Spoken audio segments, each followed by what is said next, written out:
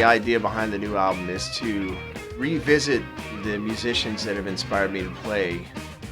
My early influences were all blues influences, and we took this opportunity to go back and revisit the songs that I sat in the living room learning.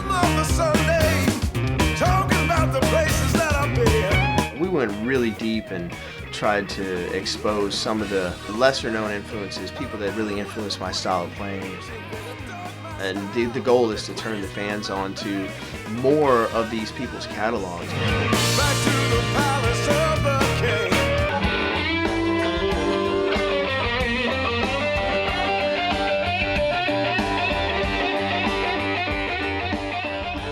king. We're doing it as a band. You know, this is the live band. These are the guys that we've been playing with.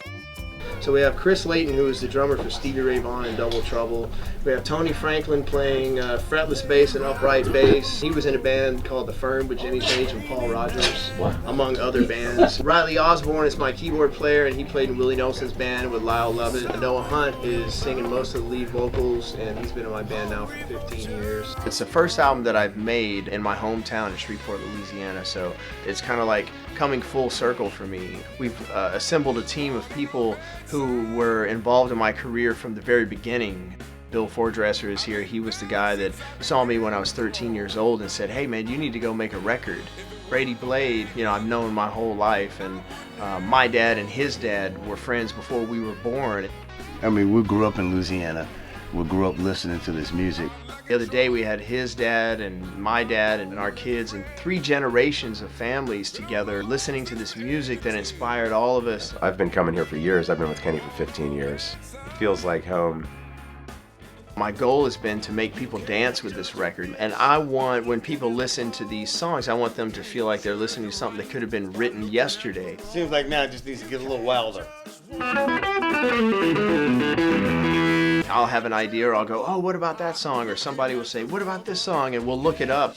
The music and the song has to speak to me, and it has to make me feel good when I listen to it. The thing I like about Kenny, about being an absolute great guitar player and a perfectionist, we really want to stay true to a lot of the original arrangements, even sonically. We're all in the same room, you know, with the drums, with the band. It's still kind of a feeling of being on stage. It's more about expressing than actually singing, which is kind of cool.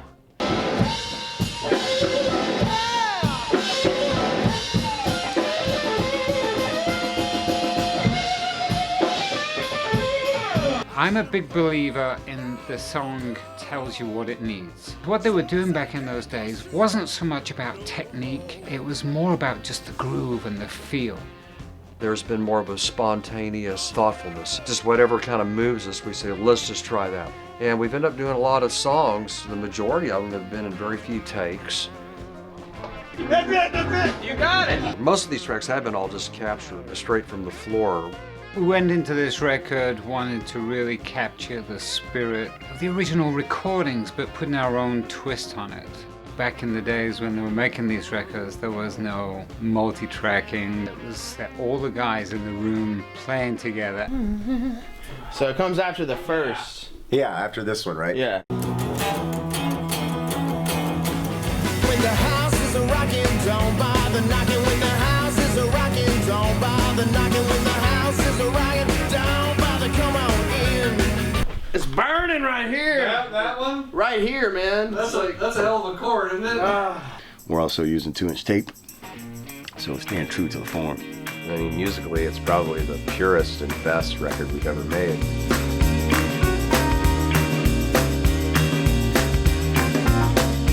Can you hear me? Can you hear me? I know you hear me. Tell me, don't you hear me?